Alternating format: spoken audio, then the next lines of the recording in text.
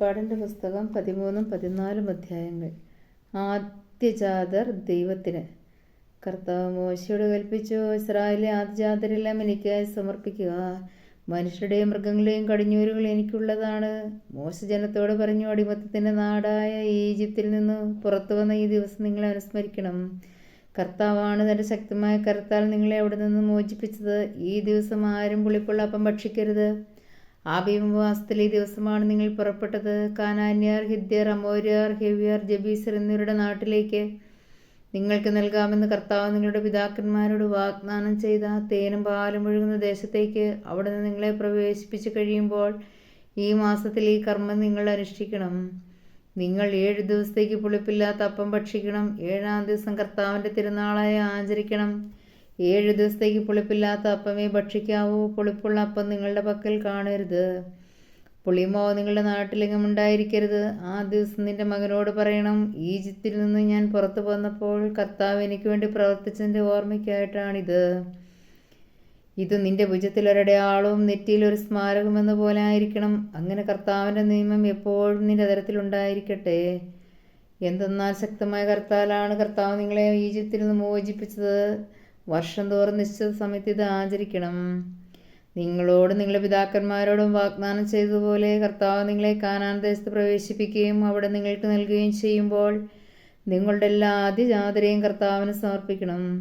മൃഗങ്ങളുടെ കടിഞ്ഞൂലുകളിലും ആൺകുട്ടികൾ കർത്താവിനുള്ളവയായിരിക്കും. എന്നാൽ ഒരു ആട്ടിൻകുട്ടിയെ പകരം കൊടുത്ത് കഴുതയുടെ കടിഞ്ഞൂലിനെ വീണ്ടെടുക്കുന്നില്ലെങ്കിൽ അതിൻ്റെ കഴുത്ത് ഞെരിച്ച് കൊന്നു കളയണം. നിങ്ങളുടെ മക്കളിൽ ആദ്യജാതരെയെല്ലാം വീണ്ടെടുക്കണം. ഇതിൻ്റെ അർത്ഥം എന്താണെന്ന് പിൽക്കാലത്ത് നിന്റെ മകൻ ചോദിച്ചാൽ നീ പറയണം, അടിമത്തത്തിൻ്റെ നാടായ ഈജിപ്തിൽ കർത്താവിൻ്റെ ശക്തമായ കരത്താൽ നമ്മെ മോചിപ്പിച്ചു. നമ്മെ വിട്ടയക്കാൻ ഫറവോ വിസമ്മതിച്ചപ്പോൾ ഈജിപ്തിലെ ആദ്യജാതരെ മനുഷ്യരുടെയും മൃഗങ്ങളുടെയും കടിഞ്ഞൂലുകളെയെല്ലാം കർത്താവ് സംഹരിച്ചു. അതിനാലാണ് മൃഗങ്ങളുടെ കടിഞ്ഞൂലുകളിൽ ആൺകുട്ടികളെയെല്ലാം ഞാൻ കർത്താവിന് ബലിയർപ്പിക്കുന്നത്. എന്നാൽ എൻ്റെ കടിഞ്ഞൂൽപുത്രന്മാരെ ഞാൻ വീണ്ടെടുക്കുന്നു. ഇത് നിന്റെ ഭുജത്തിൽ ഒരടയാളവും നെറ്റിലൊരു സ്മാരകവും എന്ന പോലെ ആയിരിക്കണം. എന്തെന്നാൽ തന്റെ ശക്തമായ കരത്താൽ കർത്താവ് നമ്മെ ഈജിപ്തിൽ നിന്ന് പുറത്തേക്ക് കൊണ്ടുവന്നു. ഫറവോ ജനത്തെ വിട്ടയച്ചപ്പോൾ ഫിലിസ്ത്യരുടെ ദേശത്ത് കൂടിയുള്ള വഴിയായിരുന്നു എളുപ്പമെങ്കിലും അതിലെല്ലാം ദൈവം അവരെ നയിച്ചത്. കാരണം യുദ്ധം ചെയ്യേണ്ടി വരുമോ എന്ന് ഭയപ്പെട്ട് മനസ്സ് മാറി ജനം ഈജിപ്തിലേക്ക് മടങ്ങിയേക്കുമെന്ന് അവിടുന്ന് വിചാരിച്ചു. ദൈവം ജനത്തെ മരുഭൂമിയിലുള്ള വഴിയിലേക്ക് തിരിച്ചുവിട്ട് ചെങ്കടലിന് നേരെ നയിച്ചു. അവർ ഈജിപ്തിൽ നിന്ന് പുറത്തേക്ക് പോയത് ആയുധധാരികളായിട്ടാണ്. ജോസഫ് ഇസ്രായേൽക്കാരെ കൊണ്ട് സത്യം ചെയ്യിച്ചിരുന്നതനുസരിച്ച് മോശ ജോസഫിൻ്റെ അസ്ഥികളും കൂടെ കൊണ്ടുപോയി. ജോസഫ് അവരോട് പറഞ്ഞിരുന്നു, ദൈവം തീർച്ചയായും നിങ്ങളെ സന്ദർശിക്കും. അപ്പോൾ എൻ്റെ അസ്ഥികൾ ഇവിടെ നിങ്ങളുടെ കൂടെ കൊണ്ടുപോകണം. അവർ സുക്കോത്തിൽ നിന്ന് മുൻപോട്ട് നീങ്ങി മരുഭൂമിയുടെ അരികളെ ഏത്താമിൽ കൂടാരമടിച്ചു. അവർക്ക് രാവും പകലും യാത്ര ചെയ്യാനാവും വിധം പകൽ വഴികാട്ടാൻ ഒരു മേഘസ്തംഭത്തിലും രാത്രിയിൽ പ്രകാശം നൽകാൻ ഒരു അഗ്നിസ്തംഭത്തിലും കർത്താവ് അവർക്ക് മുൻപേ പോയിരുന്നു. പകൽ മേഘസ്തംഭമോ രാത്രി അഗ്നിസ്തംഭമോ അവരുടെ മുൻപിൽ നിന്ന് മാറിയില്ല. കർത്താവ് മോശയോട് അരുൾ ചെയ്തു, ഇസ്രായേൽക്കാരോട് പറയുക, നിങ്ങൾ പിന്തിരിഞ്ഞ് പിഹഹീറോത്തിന് മുൻപിൽ മിഗ്ദോലിനും കടലിനും മധ്യേ ബാൽസെഫോന്റെ എതിർവശത്ത് പാളയമടിക്കുന്ന കടലിനടുത്തായിരിക്കണം. അപ്പോൾ ഫറവോ ഇസ്രായേൽക്കാരെ കുറിച്ച് പറയും, അവർ ഇതാ നാട്ടിൽ അലഞ്ഞു തിരിയുന്നു, മരുഭൂമി അവരെ കുരുക്കിലാക്കിയിരിക്കുന്നു. ഇസ്രായേൽക്കാരെ അനുധാവനം ചെയ്യത്തക്കവിധം ഫറവോയെ ഞാൻ കഠിനചിത്തനാക്കും. ഫറവോയുടെയും എൻ്റെ സൈന്യങ്ങളുടെയും മേൽ ഞാൻ മഹത്വം വരിക്കും. ഞാനാണ് കർത്താവ് എന്നപ്പോൾ ഈജിപ്തർ മനസ്സിലാക്കും. കർത്താവ് പറഞ്ഞതുപോലെ ഇസ്രായേൽക്കാർ പ്രവർത്തിച്ചു. ഇസ്രായേൽക്കാർ പോയവരും ഈജിപ്ത് രാജാവ് അറിഞ്ഞപ്പോൾ അവനും സേവകർക്കും അവരോടുണ്ടായിരുന്ന മനോഭാവം മാറി. അവർ പറഞ്ഞു, നാം എന്താണ് ഈ ചെയ്തത്? നമ്മുടെ അടിമകളായ ഇസ്രായേൽക്കാരെ വിട്ടയച്ചിരിക്കുന്നു. ഫറവോ തൻ്റെ രഥം ഒരുക്കി സൈന്യങ്ങളെ സജ്ജമാക്കി. ഏറ്റവും ഈ 600 രഥങ്ങളും ഈജിപ്തിലെ മറ്റെല്ലാ രഥങ്ങളും അവയുടെ നായകന്മാരെയും അവൻ കൂടെ കൊണ്ടുപോയി. ഈജിപ്തിലെ രാജാവായ ഫറവോയെ കർത്താവ് കഠിനചിത്തനാക്കി. ധൈര്യപൂർവ്വം മുൻപോട്ട് പോയിക്കൊണ്ടിരുന്ന ഇസ്രായേൽക്കാരെ ഈജിപ്തുകാർ പിന്തുടർന്നു. ഫറവോയുടെ തേരുകളും കുതിരകളും കുതിരപ്പടയാളികളും സൈന്യം മുഴുവനും കടൽ തീരത്ത് പിഹഹീറോത്തിനരികെ ബാൽസെഫോറിന്റെ എതിർവശത്ത് പാളയമടിച്ച ഇസ്രായേൽക്കാരുടെ സമയം എത്തിച്ചേർന്നു. ഫറവോ സമീപിച്ചു കൊണ്ടിരുന്നപ്പോൾ ഇസ്രായേൽ ജനം കണ്ണുകൾ ഉയർത്തി നോക്കി. തങ്ങളെ പിന്തുടർന്ന് ഈജിപ്തുകാരെ അവർ കണ്ടു. ഭയവിഹ്വലരായ ഇസ്രായേൽക്കാർ കർത്താവിനെ വിളിച്ച് പ്രാർത്ഥിച്ചു. അവർ മോശയോട് ചോദിച്ചു, ഈജിപ്തിൽ ശവക്കുഴികളില്ലാഞ്ഞിട്ടാണോ നീ ഞങ്ങളെ മരുഭൂമിയിൽ കിടന്ന് മരിക്കാൻ കൂട്ടിക്കൊണ്ടു വന്നിരിക്കുന്നത്? നീ എന്താണ് ഞങ്ങളോട് ചെയ്തിരിക്കുന്നത്?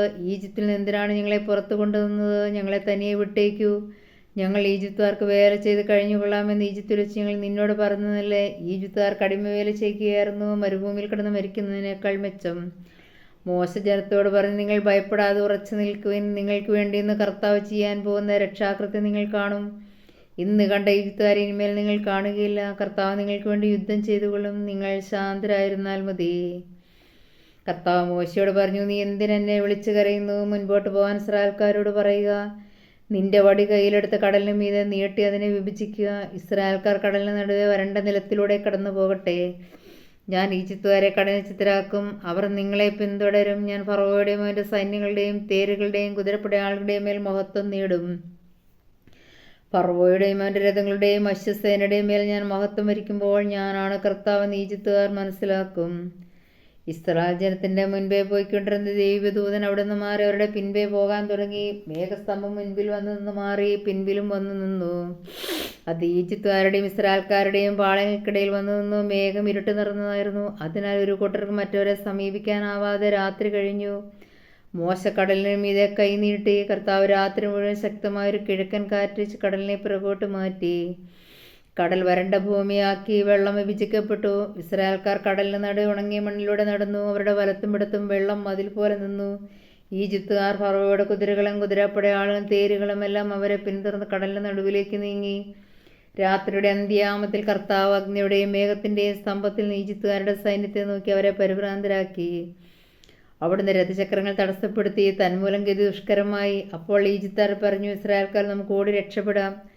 കർത്താവ് അവർക്ക് വേണ്ടി ഈജിപ്തിനെതിരെ യുദ്ധം ചെയ്യുന്നു. അപ്പോൾ കർത്താവ് മോശയോട് പറഞ്ഞു, നിന്റെ കരം കടലിന് മീതെ നീട്ടുക. വെള്ളം മടങ്ങി വന്ന് ഈജിപ്തുകാരെയും അവരുടെ തേരുകളെയും കുതിരപ്പടയാളികളെയും മൂടട്ടെ. മോശ കടലിന് മീതെ കൈ നീട്ടി. പ്രഭാതമായുമ്പോഴേക്കും കടൽ പൂർവ്വസ്ഥിതിയിലായി. ഈജിപ്തുകാർ പിന്തിരിഞ്ഞോടിയത് അതിന് മധ്യത്തിലേക്കാണ്. അങ്ങനെ കർത്താവ് ഈജിപ്തുകാരെ നടുക്കടലിൽ ആഴ്ത്തി. ഇസ്രായേൽക്കാരെ പിന്തുടർന്ന് കടലിറങ്ങിയ തേരുകളെയും കുതിരപ്പടയാളികളെയും ഫറവോയുടെ സൈന്യം മുഴുവനെയും കടൽ വെള്ളം മൂടിക്കളഞ്ഞു. അവരിൽ ആരും അവശേഷിച്ചില്ല. എന്നാൽ ഇസ്രായേൽക്കാർ കടലിന് നടുവെ വരണ്ട ഭൂമിയിൽ നടന്നുപോയി. അവരുടെ വലത്തും ഇടത്തും വെള്ളം മതിൽ പോലെ നിലകൊണ്ടു. അങ്ങനെ ആ ദിവസം കർത്താവ് ഇസ്രായേൽക്കാരെ ഈജിപ്തുകാരിൽ നിന്ന് രക്ഷിച്ചു. ഈജിപ്തുകാർ കടൽ തീർത്ത് മരിച്ചു കിടക്കുന്ന ഇസ്രായേൽക്കാർ കണ്ടു. കർത്താവ് ഈജിപ്തുകാർക്കെതിരെ ഉയർത്തിയ ശക്തമായ കരം ഇസ്രായേൽക്കാർ കണ്ടു. ജനം കർത്താവിനെ ഭയപ്പെട്ടു. കർത്താവിനെയും അവിടുത്തെ ദാസനായ മോശയെയും വിശ്വസിക്കുകയും ചെയ്തു. ലേവ്യരുടെ പുസ്തകം 10-ാം അധ്യായം. നാദാബും അബിഹുവും. അഹ്റോന്റെ പുത്രന്മാരായ നാദാബും അബിഹുവും തങ്ങളുടെ ധൂപകലശങ്ങളെടുത്ത് തീ കൊളുത്തി അതിൽ കുന്തരമുഖമിട്ട് കർത്താവിൻ്റെ മുൻപിൽ അർപ്പിച്ചു. അവിടുന്ന് കൽപ്പിച്ചിട്ട് അല്ലായികയാൽ അഗ്നി അവിശുദ്ധമായിരുന്നു. അതിനാൽ കർത്താവിൻ്റെ സന്നിധിയിൽ അഗ്നി ഇറങ്ങുന്നവരെ വിഴുങ്ങി. അവർ അവിടുത്തെ മുൻപിൽ വെച്ച് മരിച്ചു. അപ്പോൾ മോശ അഹ്റോനോട് പറഞ്ഞു, കർത്താവ് അരുളി ചെയ്തിരിക്കുന്നു, എന്നെ സമീപിക്കുന്നവർക്ക് ഞാൻ പരിശുദ്ധനാണെന്ന് കാണിച്ചു കൊടുക്കും. എല്ലാ ജനങ്ങളുടെയും മുൻപിൽ എൻ്റെ മഹത്വം ഞാൻ വെളിപ്പെടുത്തും. അഹ്റോൻ നിശബ്ദനായിരുന്നു. മോശ അഹ്റോന്റെ പിതൃ സഹോദരൻ ഉസ്സീലിൻ്റെ പുത്രന്മാരെ മിഷേലിനെയും എൽസഹാനെയും വിളിച്ചു പറഞ്ഞു, വന്ന് നിങ്ങളുടെ സഹോദരന്മാരെ കൂടാരത്തിന് മുൻപിൽ നിന്ന് പാളയത്തിന് വെളിയിൽ കൊണ്ടുപോകുവിൻ. മോശ പറഞ്ഞതുപോലെ അവർ ചെന്നവരെ കുപ്പായങ്ങളോടുകൂടി എടുത്ത് പാളയത്തിന് പുറത്ത് കൊണ്ടുപോയി. അനന്തരം മോശ അഹ്റോനോടും എൻ്റെ പുത്രന്മാരെ ഏലയാസറിനോടും ഇത്താമറിനോടും പറഞ്ഞു, നിങ്ങൾ തല നഗ്നമാക്കിയോ വസ്ത്രം വലിച്ചു കീറുകരുത്. അങ്ങനെ ചെയ്താൽ നിങ്ങൾ മരിക്കുകയും ജനം മുഴുവൻ്റെ മേൽ ദൈവകോപം നിവേദിക്കുകയും ചെയ്യും. എന്നാൽ ഇസ്രായേൽ ഭവനം മുഴുവനിലുമുള്ള നിങ്ങളുടെ സഹോദരൻ കർത്താവായ അഗ്നിയെക്കുറിച്ച് വിലപിച്ചു കൊള്ളട്ടെ. കർത്താവിൻ്റെ അഭിഷേകത്തൈലം നിങ്ങളുടെ മേലുള്ളതിനാൽ നിങ്ങൾ സമാഗമ കൂടാരത്തിൻ്റെ വാതിൽ വിട്ട് പുറത്തു പോകരുത്. പോയാൽ നിങ്ങൾ മരിക്കും. അവർ മോശയുടെ വാക്കനുസരിച്ച് പ്രവർത്തിച്ചു. കർത്താവ് അവരോട് പറഞ്ഞു, നീയും പുത്രന്മാരും സമാഗമ കൂടാരത്തിലേക്ക് പോകുമ്പോൾ വീഞ്ഞോ ലഹരി സാധനങ്ങളോ കുടിക്കരുത്. കുടിച്ചാൽ നിങ്ങൾ മരിക്കും. ഇത് നിങ്ങൾക്ക് തലമുറ തോറും ശാശ്വതമായ നിയമമായിരിക്കും.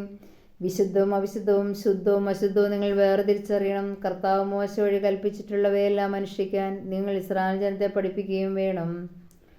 മോശ അഹ്റോനോടും അവൻ്റെ ശേഷിച്ച 2 മക്കളെ എലെയാസാറിനോടും ഇത്താമറിനോടും പറഞ്ഞു, കർത്താവിന് സമർപ്പിച്ച ധാന്യബലിയിൽ നിന്ന് അഗ്നിയിൽ ദഹിപ്പിച്ചതിന് ശേഷമുള്ള ഭാഗമെടുത്ത് ബലിപീഠത്തിന് സമീപം വെച്ച് പുളിപ്പ് ചേർക്കാതെ ഭക്ഷിക്കുക. എന്തെന്നാൽ അത് അതിശുദ്ധമാണ്.